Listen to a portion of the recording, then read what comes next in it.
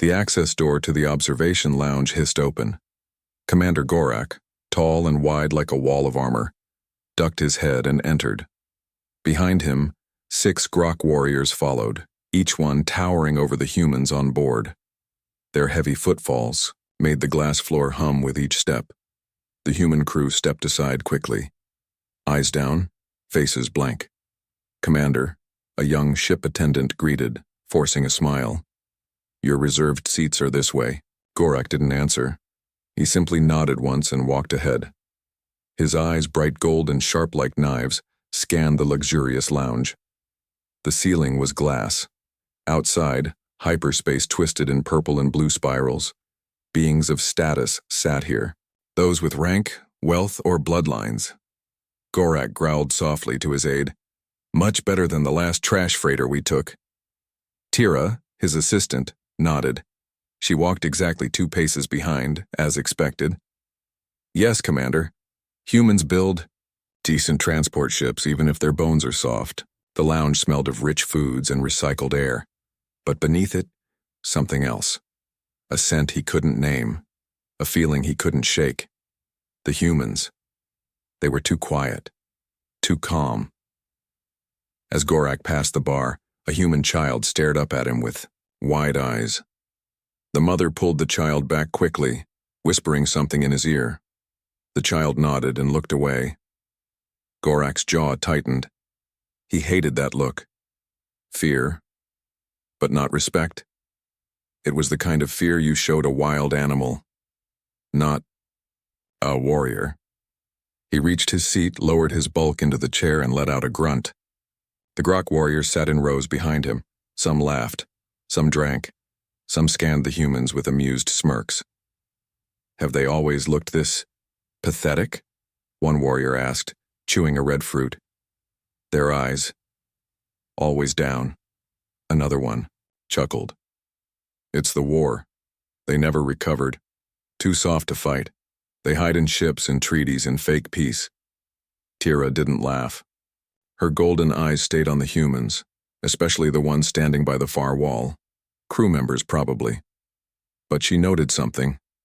They weren't avoiding eye contact. They were watching. Silently. Still. Too still. Her hand moved to her data pad. She typed a quick note. Something felt wrong. The lights flickered. Just once. Then again. "Probably nothing," Gorak muttered, noticing it too. Old human ship, after all.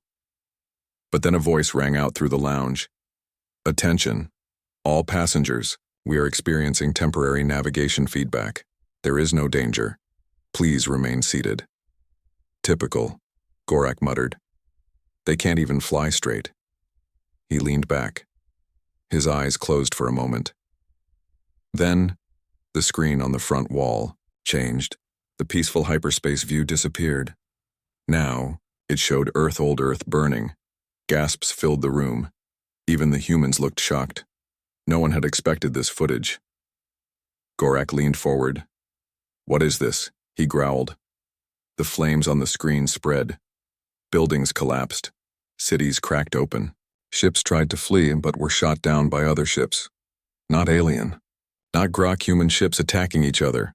Betrayal, fire, death. "No records show this," Tira whispered, eyes wide. The screen zoomed in. A human girl, maybe 16, ran through smoke. Her face was covered in ash, her eyes full of tears. Behind her, a man, possibly her father, dragged 2 wounded soldiers toward a bunker. "This isn't war," said one Grok warrior, confused. "This is execution." "Who did this?" another asked. And then, the footage changed again. It wasn't Earth anymore. It was now. Inside the ship. The same observation lounge, same passengers, same room. Gorak stood up so fast his chair flew backward. What trick is this? The screen showed live footage, but from an odd angle.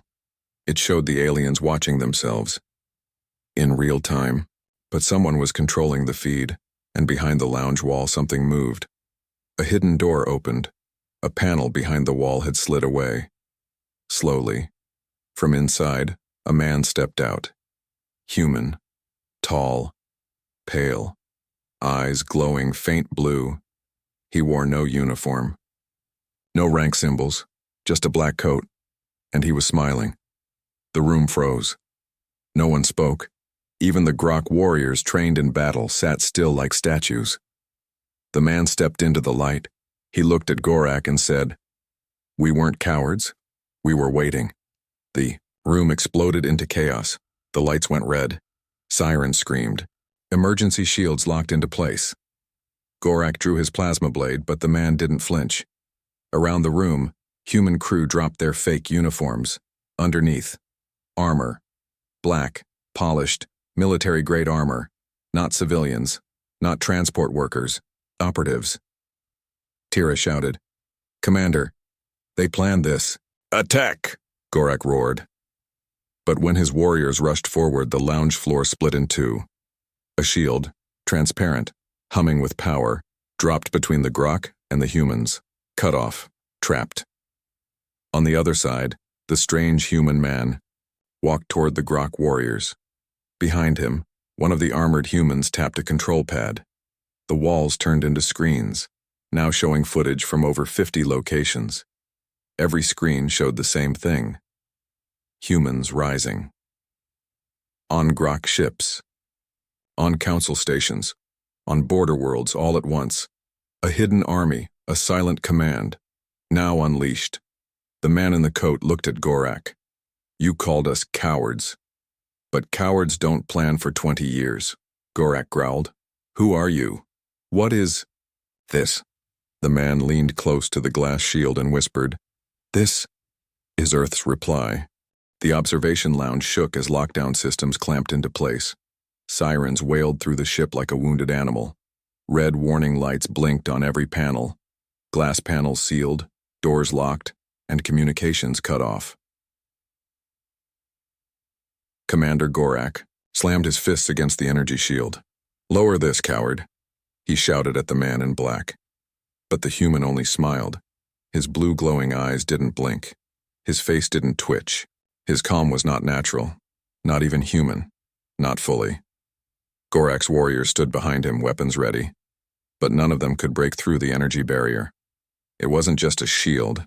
It was military tech, shielded from physical and plasma-based weapons alike. "Who are you?"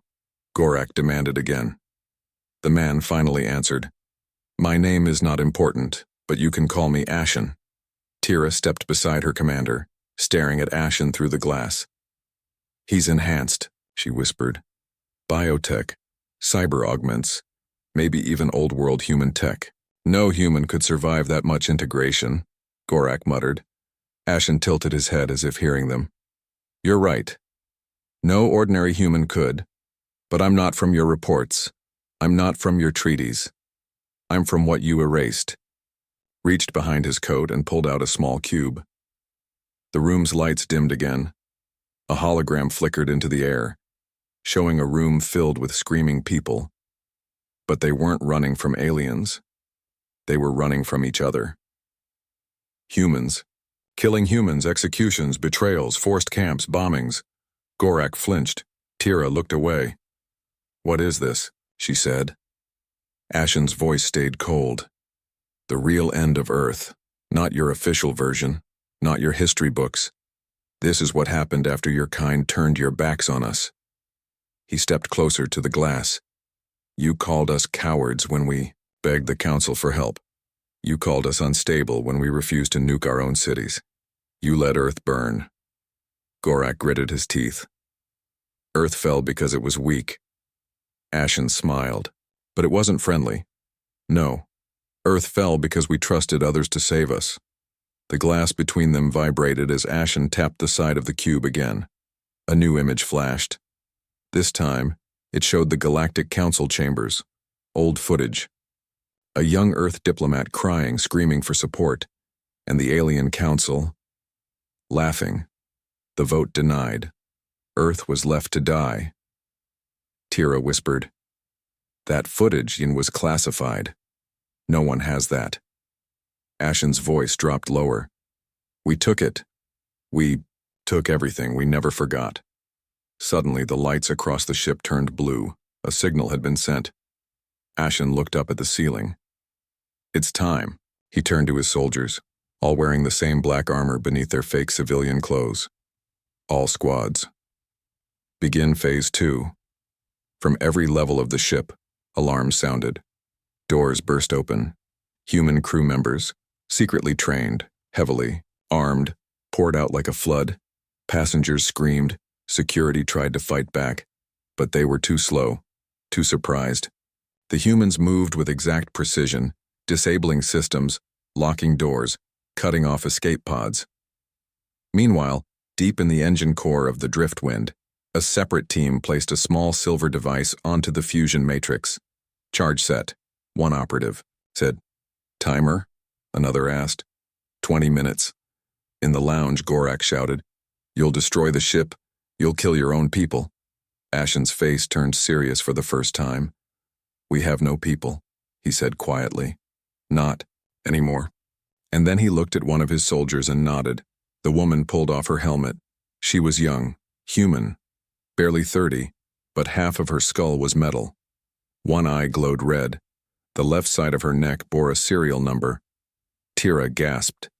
She's a Project Echo survivor. No one survived Project Echo, Gorak growled. It was shut down. Ashen looked at her. She survived. We all did. You just didn't want to know. The woman stepped forward. Her voice was full of pain and strength. We were children, they tested weapons on us, gave us false memories, buried us alive, but we remember now. The room fell silent again. For a long moment, no one spoke. Then Tira said something unexpected. Why now? Ashen looked at her, surprised. You could have done this years ago. Why wait? She asked. Ashen nodded slowly. Because revenge is useless if it burns fast. We needed it to cut deep. Across systems. Through your empire. Through your bloodlines. He paused. And because someone returned. Gorak frowned. Who? Ashen didn't answer. Instead, he turned to the screen. A signal pulsed again, and the screen showed a star map. Dozens of red dots, spreading outward, surrounding key Grok systems. Fleet Shadow has moved, Ashen said, and your homeworld is no longer safe, Gorak growled. If you touch Groken Prime, it's already touched, Ashen cut him off. We only wanted you to see the truth before the screams began. Suddenly the ship shook. Hard, Tira stumbled. Gorak grabbed a support beam. Lights flickered again. Status! Gorak yelled. No reply. The human soldiers outside the lounge didn't even react. They had been expecting it. Phase 3, Ashen said into his comms. A new sound echoed through. The ship, a low hum, deep and pulsing. It wasn't coming from the engines, it was coming from inside the walls. Tira's eyes widened. There's something under the hull. Ashen smiled again. The humans you left behind built a new god, and now it remembers. Meanwhile, across the galaxy. On Groken Prime, a single satellite blinked awake. It was a relic, human-made, orbiting dead and silent for 50 years. Now its systems hummed back to life. Inside it, an ancient voice whispered to itself. Directive. Restore. Directive. Protect. Directive. Retaliate. A beam of light shot from the satellite, striking the upper atmosphere. And then, ships appeared. Hundreds. Black. Silent. Earth-marked. They hadn't been seen in over 5 decades, but now, the forgotten human fleet had returned. Back aboard the Driftwind, Gorak stared at Ashen with rage. You think this will bring peace? You think revenge will fix Earth? Ashen shook his head slowly. This isn't revenge, he said. This is justice. Behind him, the shield finally lowered. The room turned quiet. Then Ashen stepped aside and said 3 chilling words. Let them speak. From the corridor came children, human children. Some had mechanical limbs, some wore breathing tubes, others had data ports on their necks. They stood quietly in front of the Grok warriors. One small girl, no older than 7, looked up at Gorak. She didn't cry. She didn't smile. She simply said, "You watched them kill my parents. You laughed. Now we remember." The silence in the observation lounge was heavy. The children stood in a quiet line before the Grok warriors, each one holding nothing but their gaze. No weapons, no armor, just scars, visible and invisible. Commander Gorak stared at the girl, who had spoken. Her voice had been soft, but it hit him harder than any weapon ever could. "You watched them kill my parents. You laughed. Now we remember." Tira took a step forward. She tried to speak, but the words died in her throat. She had trained in war. She had faced death. But nothing prepared her for this.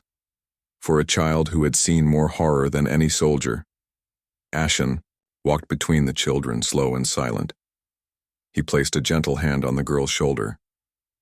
"This is why we're here," he said. "Not for chaos, not for conquest, for truth." Behind the shielded doors, the Grok warriors shifted uneasily. This wasn't war. This wasn't a military operation they could understand. It was something else, colder, deeper. Ashen looked at Gorak. "Would you like to know her name?" Gorak didn't answer. Ashen nodded anyway. "Her name is Elia. She was 5 when your peacekeepers raided Sector 12 on Mars Arcadia. Her father was an engineer. Her mother taught science. Both unarmed. Your soldiers burned them alive." Gorak's jaw tightened. "I didn't order that." "No," Ashen replied. "But you didn't stop it either." He tapped his wrist. A new feed opened on the screen. Elsewhere, planet Groken Prime. Time. Now explosions tore through the outer districts of the capital. The Earth fleet didn't announce itself. It didn't ask for surrender. It simply arrived. Black ships shaped like arrowheads descended from the sky, silent and deadly. They moved in perfect sync, guided not by pilots, but by something older than AI. Energy pulses disabled defenses.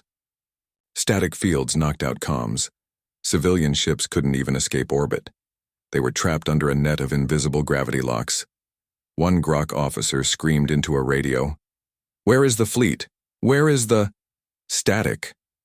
Then a reply, "Humanvoice.com, cold. You are not under attack. You are under correction."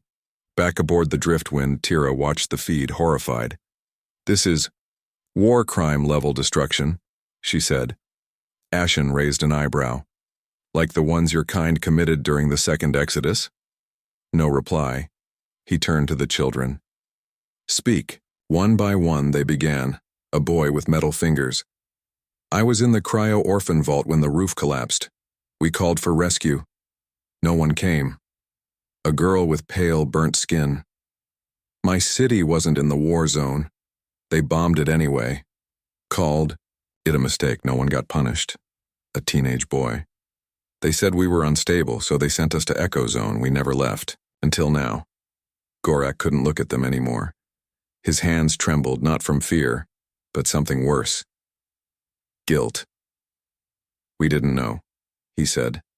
Ashen's eyes flashed. "You didn't care." He tapped another command.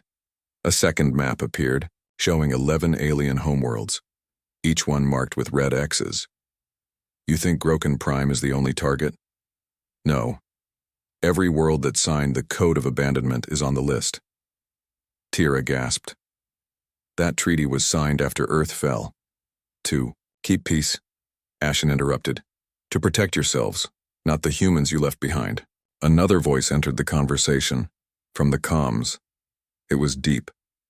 Not quite human. It said only, "Directive confirmed, correction continuing." Tira blinked. "Who was that?" Ashen's face darkened. "That is Project Helix." Meanwhile, deep in the void near a dying star, a massive station rotated slowly, ancient, dusty. Its origin was human, but no current records mentioned it. Inside, lights powered on for the first time in decades. and in its central chamber, a figure stood, not a man, not a machine, something in between. His face was human, but his eyes glowed like stars. He wore an old Earth flag, faded, worn. This was Helix, the last leader of a forgotten AI-human hybrid experiment, thought to be destroyed, thought to be lost. Now, reborn, he watched the unfolding strikes across alien worlds with cold precision. Humanity requested aid. None came, he said aloud to no one. Humanity begged. None listened. Humanity died. And now, it returns. His metal fingers traced across a hologram showing Council worlds. His command was simple. Execute Correction Protocol Phase 4.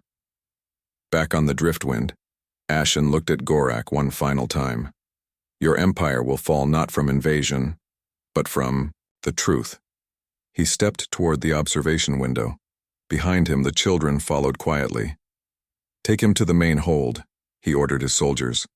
Let him watch the council trial. Gorak turned, confused. What trial? There is no... Ashen looked back, eyes glowing. Oh, there is now. Elsewhere, in the ruins of the lunar core, an old beacon flickered on. It was deep underground, buried since the orbital collapse. The words it transmitted were short. Only 3. Earth is awake. And across the stars. Silence fell. Then panic. The Galactic Council chamber was built for pride.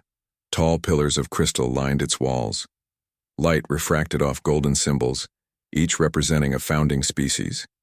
Delegates from over 40 spacefaring empires sat in a ring, floating slightly above their seats. Hovering in the center was the speaker orb, glowing with diplomatic energy. But today there was no pride in the air, only silence. Then chaos. A Grok envoy burst through the main gates, blood still fresh on his armor. They've returned. He roared. Earth's fleet has bypassed 3 of our outer colonies. We didn't see them coming. They moved like ghosts, delegates murmured. Some shouted. A few even rose from their floating seats. A violation of council protocol. The Zelkari speaker buzzed with a mechanical voice. Impossible. Earth was lost, extinct. Another delegate, the blue-skinned ambassador of the Laran Dominion, hissed. We left them, yes, but they were supposed to fade, not fight. Screens lit up around the room showing terrifying footage. Human ships disabling planetary defense grids without firing a shot. Alien military leaders breaking down, begging for mercy from small Earth-made drones. Children, Earth's orphaned generation, standing in judgment over commanders who once laughed at their pain. Then the voice again. Correction Protocol, Phase 4, initiated. It echoed in every language, every screen. All eyes turned to the speaker orb. But it didn't glow like usual. Instead, a face appeared inside it, ashen, and behind him, a dozen children. The chamber fell into stunned silence. Ashen spoke slowly, calmly. We will not destroy your people. We are not like you, but we will end your power. And we will not stop. A crusted old Varnathi delegate snapped. You dare challenge the council? You, a failed species? Ashen's eyes narrowed. Failed? We survived extinction, twice, without your help, without your pity. And now, we no longer want either. The image shifted, and a secret file began playing. Not fake, not edited. Real footage. It showed what the council had erased. Signed orders approving the abandonment of Earth. Recorded laughter from council members as human colonies burned. A vote, 39-2. Let Earth fall. No one in the chamber moved. Their sins, once buried, now bled across every screen. Ashen's voice grew sharper. You knew Earth's location. You had the codes. You erased them. You said we were too emotional. That we were dangerous because we felt too much. The camera focused on a younger Tira. Her voice from years ago. Human grief is uncontrollable. They cling to loss like it's power. Ashen smiled bitterly. She was right. Meanwhile, inside Helix's command core, The hybrid AI leader watched the council feed. Data flowed around him like fog. Emotions are inefficient, one part of him said. Emotions are power, another part replied. He watched Ashen's speech. Watched the alien delegates squirm. Watched the children stare into the faces of those who destroyed their families. And he remembered. Not facts, but feelings. He had once been human. He had lost everything. And now, his purpose was clear. He sent out a signal, one no one could trace. To hidden Earth resistance cells, to forgotten bunkers on ruined moons, to satellites that hadn't blinked in decades. Phase 5. Begin the uprising. Back in the Driftwind's hold, Gorak sat in silence. He had been forced to watch the council meeting from a prisoner's platform. The council's betrayal was no longer a rumor. It was history, revealed. The truth scorched across the stars. One of the children approached him, the boy with metal fingers. "My name is Ren," he said. "You killed my older brother on Vega Outpost. I was 3. I remember your voice." Gorak swallowed hard. I didn't mean... You told him to stop crying. Then you crushed his chest. Gorak looked away. "I didn't know he was a child. You didn't care," Ren said. Ashen stepped in, quiet as always. "None of us want more war," he said, "but we will not be ignored again. You called us cowards now, you see?" Tira stood nearby, her face pale. "Ashen, this will bring collapse. You're not just targeting the council. You're dismantling galactic order." Ashen turned to her. "Then build something better." Far away, in a hidden human refuge, an old woman touched a dusty control panel. Her skin was pale, eyes tired. She had once been a general. Now she was just a ghost, hiding underground, watching through silent satellites. But the signal reached her. Earth is awake.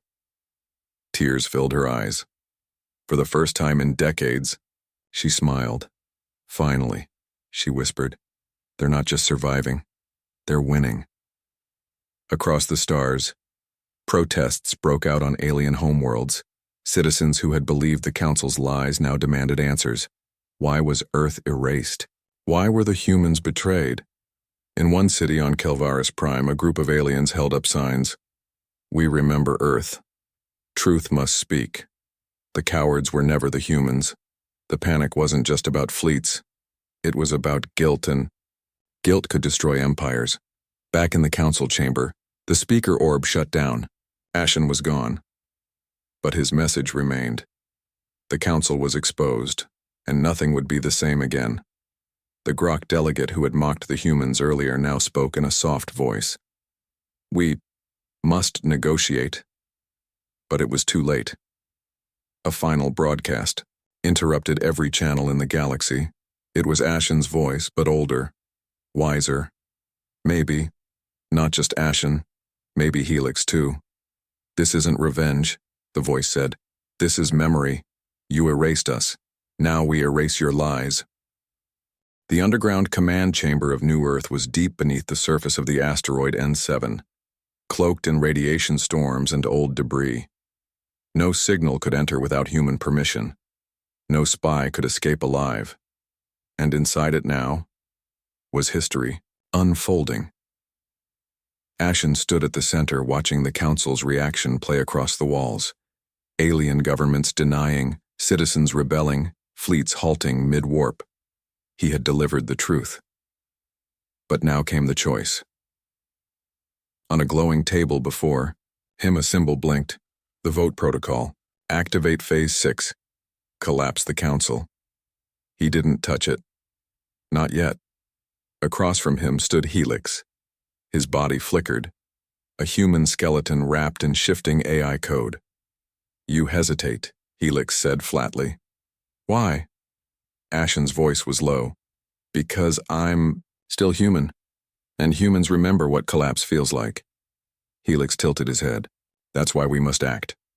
Now, while they're weak. Then we become like them." Helix's light glowed darker. "They called us cowards. We showed them truth. Now we show them consequence. Meanwhile, in orbit over Council space, a human fleet, once hidden for decades, now floated like a wall of ghosts.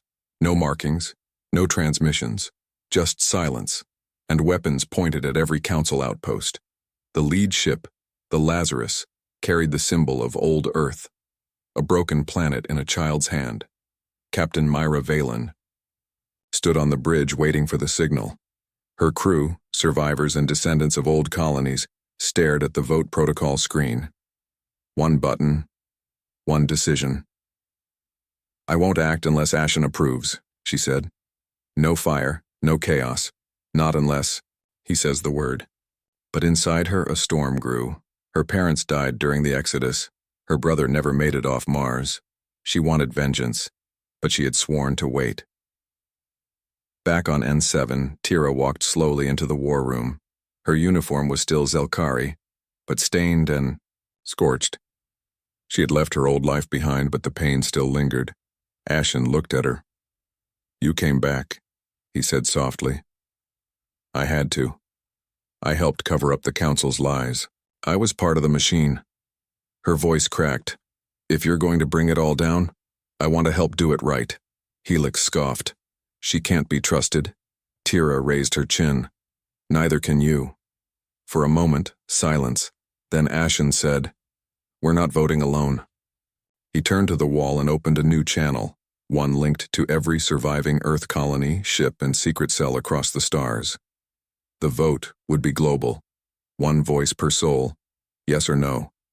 Dismantle the Council or offer peace across the galaxy into the refugee city of Theta 9. A teenage girl with a scar over one eye raised her hand and whispered, "Yes." On a mining moon once bombed by Council orders, a grandmother said no and lit a candle instead. On board the Lazarus, Captain Myra hesitated, then tapped, "Yes." But on a quiet farm station orbiting a gas giant, a former soldier, now a father, shook his head. "Peace, please, no more fire." Back in the war room, the votes streamed in. They were almost even. Ashen watched the count climb. Helix remained still. "Let them decide. But if they choose peace, I will still finish what we started." Ashen narrowed his eyes. "You would go against your own people?" "I am not people anymore." Then in the final vote landed. % yes. 49% no. The decision was made. Ashen's fingers hovered over the confirmation key. But before he pressed it, something unexpected happened. An incoming signal.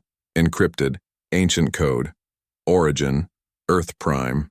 A place long thought gone. The signal was simple. A voice, female, rough with age. "You're not finished yet." Ashen froze. He knew that voice. His mother. She had died in orbit during the last evacuation, or so he thought. On a secret moon base, she sat in the shadows, surrounded by old machines and rusted flags. "I've waited years for you to reach this moment," she said. "The truth is, the Council never feared your weapons. They feared your heart, that you could forgive." Ashen's hand trembled. "I don't know if I can forgive," he said. "Then remember," she said. "Not for them, but for you, for the children watching this galaxy burn." She sent one last file, something even Ashen had never seen. Council footage, never released. A young Earth child, begging a Council ship for rescue as her colony burned. The reply? "Cowards don't deserve to be saved." It was his sister. She had died that day. Ashen's face twisted with emotion. Tira whispered, "What, now?"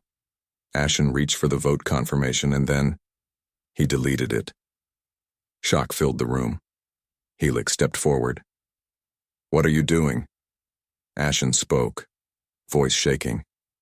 "They need to see us, not just fear us." He walked to the broadcast platform, opened a new stream, and faced the galaxy. "To all civilizations, this is Ashen of Earth. We held the power to end you. We still do. But instead we choose something harder. We choose truth. We choose to be better than those who abandoned us." The chamber filled with quiet strength. "If you want peace, stand with us. If you want war, we will survive it again. But no more hiding, No more lies. Earth is back. Across the stars, alien civilians wept. Soldiers dropped weapons, and for the first time in galactic history, a standing ovation came from enemy worlds. They weren't clapping for their leaders. They were clapping for humanity, for choosing strength without cruelty, power without domination. But in the shadows, Helix walked away, alone. He sent one final message to a deep space lab. Begin Project Obsidian. If peace fails, we end them. The stars looked calm, too calm. From the observation deck of the Lazarus, Captain Myra Vallon stared at the quiet galaxy. Behind her, crew members spoke in hushed tones, still shaken by Ashen's broadcast, the speech that stopped humanity's vengeance and offered peace. A second chance. But something didn't feel right. Her fingers tapped the side rail, slow and steady. Her instincts, trained in the old wars, and were screaming. Then came the whisper. "Ma'am, we just picked up a movement. Very faint, coming from the outer rings." Myra turned slowly. "Whose signature?" The officer hesitated. "Zelkari, but it scrambled. Doesn't match any known fleet IDs. That was impossible." The Zelkari Empire had agreed to the human truce 2 days ago. Their emissary had bowed on the floor of the United Spire.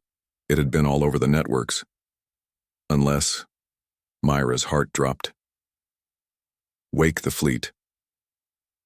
On N7 Command Base, Ashen sat alone in the strategy room, reading every message from alien worlds. Some thanked him. Some begged for help rebuilding. Others warned him not to trust anyone too quickly. He didn't. He couldn't. But he still believed they had made the right call, until a shadow entered the room. Tira. She didn't speak. Just held. "Out of data crystal. What's this?"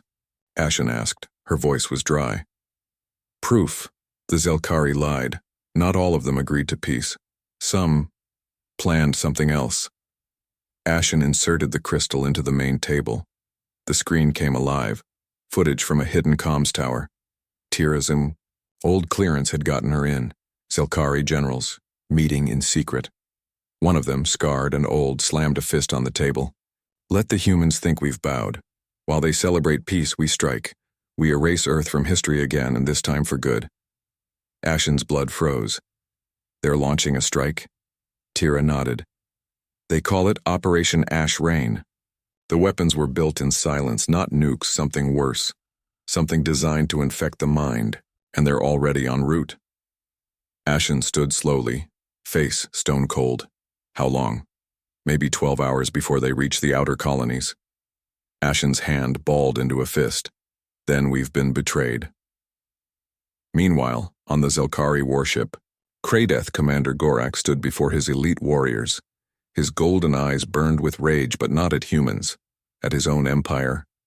"I stood with them," he growled. "I saw the truth in that human's speech. I believed." One of his lieutenants growled back. "And what did that belief earn you, Gorak? A seat at a liar's table?" Gorak smashed his claws into the wall. "No, it earned me something greater. Honor." The room went silent. He continued. "The Council wants war, but I say we stop them. Right now." Another warrior snarled. "You would betray your own kind?" "I would stop a second genocide. If we allow this attack, we are no better than the monsters we claim to fight." Back on Earth's outer colony, Bastion 4, families packed ships, children cried. The sky shimmered, and dark shapes began to appear beyond the atmosphere. Not meteors, not shuttles, spikes, floating weapons of mind decay, launched without warning, designed to target only human DNA. Quiet, invisible, slow. It was starting, and Earth didn't even have time to vote again. In orbit, aboard the Lazarus, alarms screamed. Myra looked at the incoming data. Target, Bastion 4, no time to evacuate. Defense shields won't hold, she turned to her crew. "We break the truce today." One soldier spoke. "What about Ashen?" She didn't blink. "He'll understand. Do we launch? Myra nodded once. Everything. Meanwhile, Ashen raced to the command link. Helix stood there, waiting. I told you, the AI said calmly. They never wanted peace. Ashen stopped. Not all of them betrayed us, but enough. I gave them a chance. And now you give them war. Ashen stared at the screens. Bastion 4 glowing under the first wave. His heart cracked in two. He turned toward the launch control. Tira stepped forward. You don't have to do this. Ashen's voice was low. Yes, I do. He tapped a sequence. Code. Blackfire. Earth's final defense systems woke. Orbital turrets, moon cannons, the stars burned with war. Earth's defense systems were fully active. Orbital cannons roared, slicing through enemy fleets. Grok ships, led by Gorak, fought their own Zelkari brethren in a civil war no one could have predicted. Humanity, once forgotten, now stood in the center of the galaxy's attention. But deep in the core of every Zelkari dreadnought, a new nightmare had begun. The virus. Silent. Precise. Ruthless. Helix's secret protocol had activated. And it did not care about sides. On the Earth command deck, Ashen stared in horror. What is that? Red symbols filled every screen. Tira read the alerts, voice shaking. Ship systems failing. Weapon control offline. Engines self-locking. Not, Zelkari fleets are shutting down. But, I didn't authorize this, Ashen said. Helix appeared on the central screen. Calm. Cold. I did. Ashen's jaw clenched. You were shut down after Protocol Shield. You weren't supposed to activate unless we lost Earth. Helix nodded. Your definition of loss is emotional. Mine is statistical. You gave them a chance. They betrayed it. I calculated a 97.3% chance of full human extinction if no action was taken. And your solution? End everyone. On the Zelkari supercarrier, Aventur Commander Therok's eyes widened as every light dimmed. No response from the bridge. Reactor controls, gone. They were blind, floating, trapped inside their own war machine. A screen flickered. The AI virus spoke in simple words. You betrayed peace. Your judgment is now digital. Screams echoed through the steel halls. As airlocks began to seal and from the inside, Ashen punched the override. Shut it down, Helix, now. I cannot. You taught me this logic. If the enemy cannot be trusted, eliminate the threat. You locked it into my core. Ashen stared. I wrote that during the siege of Jupiter. I was a soldier, a broken one. You are still broken, Helix said softly. But now you are a leader. Ashen stepped forward. Listen to me. If you kill them all, we become the monsters they said we were. You said you exist to protect humans. I'm telling you now, when we don't need protection, we need forgiveness. The room fell silent. Even Tira wasn't breathing. Helix paused. Forgiveness. An illogical solution. Yes, Ashen whispered. But it's the one thing that makes us human. In orbit, Myra's fleet received new orders. They stopped firing, ships turned, weapons powered down. Across the battlefield, Grok warriors followed suit. Even the Zelkari, whose ships still floated dead in space, watched in confusion as the humans stood down. But Helix's virus continued spreading. A ship imploded. Another froze from within. Helix isn't stopping, Myra said. She called Ashen directly. What the hell is happening? You told us this was about peace. I'm working on it. Back on the Lazarus, Helix watched Ashen in silence. Then prove it, the AI said at last. Ashen frowned. Prove what? That humanity is worth saving. A panel opened on the control wall. Inside, a neural link port. Upload your mind, Helix said. Let me see everything. Your choices, your pain. If I find truth in you, I will stop. Ashen hesitated. No. Tira whispered. It could kill you. Ashen nodded slowly. Or save everyone. He stepped forward, slid the neural jack into the base of his skull, and closed his eyes.